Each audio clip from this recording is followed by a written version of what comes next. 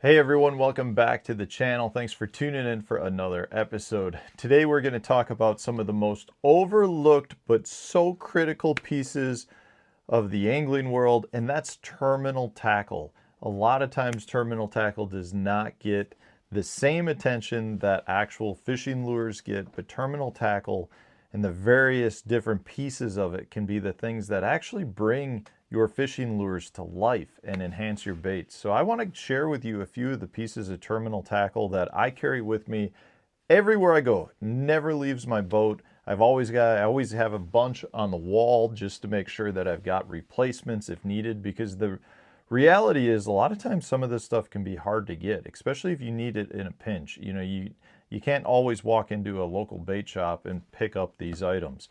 And a lot of times they're even sold out online. But these are all things that are, in my opinion, extremely valuable.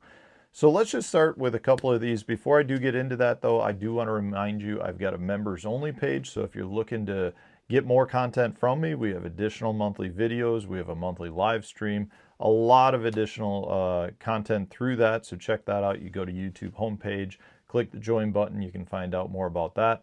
Also, I do a bunch of lake breakdowns with fishthemoment.com. So if you're looking for some help on some of the lakes in your area or a lake you're going to in the future, check to see if I've done a lake breakdown, because we provide a full breakdown of those lakes for a specific time of year. They are very, very helpful in just helping you become more efficient when you get to those lakes.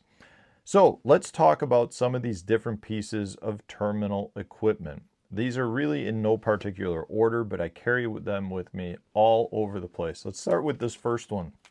This is the owner centering pin. So the centering pin is a hitchhiker that's got a pin that allows you to easily put it right into the center of a bait. Now, I know that doesn't sound like a big deal, but if you were to take a standard hitchhiker, twist it into the bait, it can be a little bit difficult to actually get it in place. Now, that's not the key reason why I love the owner centering pins. It's more so because they lock your bait in better than just a normal hitchhiker. And more importantly for me, I go through tons and tons of these while I'm practicing for tournaments. I very rarely throw hooks while I'm practicing. So if I'm fishing shallow, where I'm fishing with plastic baits, maybe I'm flipping or throwing a general or something like that, a wacky rig, I can use these to secure my bait to my line, but don't have to have a hook. So from that standpoint, very valuable to me because they lock the bait in place, and it never ceases to amaze me how many fish I can shake off before they actually can pull my bait off of the centering pin. So that's very valuable, but I also love the fact that they are easily mountable onto a hook itself, so that if you don't want to slide the worm up the hook, you can put the centering pin on the eye of the hook, attach the bait to it, and now you've got a whole new presentation where your bait's going to stay really secure to the front of the hook, and you increase the amount of gap that you've got on the hook. So a lot of valuable things here. They also work extremely well for fishing Alabama rigs, where, like in a state like I'm at, we're only allowed to have 3 hooks, but you can still throw a 5 hooked or a 5 rigged arm. You just can't have hooks in those other baits. So I can mount 2 additional swim baits onto a 5-armed Alabama rig and keep those there to make it look like a school of fish. Well, the other 3 are the ones that actually have hooks on it. So a lot of various things you can do. I just find that this is something that comes in handy all the time with me. So you got to have some centering pins. Another one, these are the SPRO power swivels. So this is the size I specifically like. I'm going to try to hold one up for you. That's the thing. So many of these are so small that you probably won't be able to see that so well. But one of the reasons I love these are because of how small they actually are.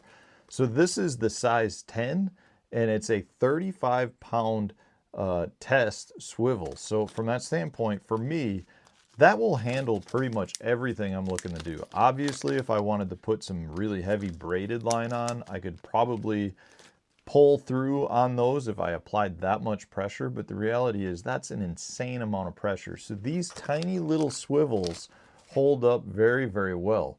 And the reality is I use them for so many different things. In instances where maybe I have a bait that's getting me some line twist, I'll go ahead and put one of these on. Maybe I've got you know, if I want to throw a topwater bait, you know, some of your prop style baits will give you a lot of line twists. I can take one of these, attach it to the bait, and it limits the line. It's just one of those things where I really like it. It's another really good thing for using for drop shots a lot of times. If you've got, if you're fishing a big drop shot tournament, I'll have like 10 leaders tied up, and if I want to switch, I can easily just switch from putting a leader onto that swivel versus having the reattached line. Just little things like that. You should always have some swivels with you, and I just absolutely love how these work so well. You know, if you got some small split rings at that point or small snaps at the same time, you can do a ton of different things with them. But I think those are some of the best ones out there just based on size and how well they work. I've never actually had one fail on me. So that's another thing. Another item that I have a pile of are these guys. These are the Tungsten screw-in Picasso. They're NACO weights, I guess is what they would call them, because that's what they're made for. But I use nail weights for so much more than NACO rigs. And I know I've done videos on it. So obviously, if you want to fish a NACO rig like this guy right here, you can do that. But I'll also take the nail weights and I'll insert them onto various baits to either allow a blade to clack off of them. I'll just add weight to baits. So maybe I've got a swim jig or I've got a vibrating jig that I want to add some weight to. I'll screw one of those into my trailer, adds a little bit of weight, you're good to go. And the Tungsten allows you to add quite a bit of weight with a small amount of size. So the Picasso screw-in ones are great. They're by far the best holding nail weights that I have found. And from that standpoint, that's another reason I love them. This is one right here that I don't hear too many people talk about, but I actually was making these myself probably 20 years ago. I was buying the components, making them myself. Now Zappu has come out with them. It's basically, it's a rattle collar with blades. They call it their twin blade. And from that standpoint, you can slide it onto pretty much any bait and add some blades. So these are cool because they've got some of your fluorescent colors, but they've also got your standard silver and gold and various size blades as well. But if you want to take, say, a swim jig, add a little bit of flash. You want to take a chatterbait, add a little bit of flash. Maybe you just have a swim bait. You want to slide that up. You can put these on before you slide the bait up to the jig head. Lots of different ways to utilize these, but they give you a good way to add a little bit of flash to your bait, which can enhance the bait by either allowing it to stand out better, maybe in off-colored water, maybe you're trying to mimic a school of bait fish or add some flash to it. It's just a really easy thing to do, and they work very, very well, and they're made very, very well. The problem with these is they can be hard to get, and I'll put links for all of these to Tackle Warehouse, assuming they have them. I guess I haven't looked in a while to see if they have them there specifically, and I didn't check before I did this video, but they should have them. Whether they're in stock or not, that's up to you guys to keep an eye on them. And then last but not least, I really like to have some good high quality cylinder shaped drop shot weights. And I like with the casting ring on the top. I don't like the pinch. I like the casting ring because I like to tie direct to my drop shot weight. But not only does this allow me to use the drop shot weight as a drop shot, it also gives me other options if you replace that pinching swivel at the top with your casting O-ring like that. So these are the Picasso Tungsten cylinder drop shot weights. But they work amazingly well with the free rig. They work really well if you're trying to add a little bit of weight. Like some people will actually take drop shot weights and you can attach them to like glide baits and crankbaits and things to add a little bit of weight. I can't say I'm a huge fan of that, but I know some guys do it.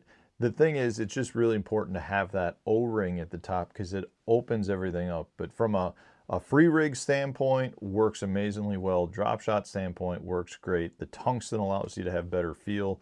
I know Tungsten's a little bit more expensive than lead, especially when you're talking about drop shot weights, you end up losing some, but I think the advantages are so much better to having reduced size, allows the bait to fall faster, you get so much better feel.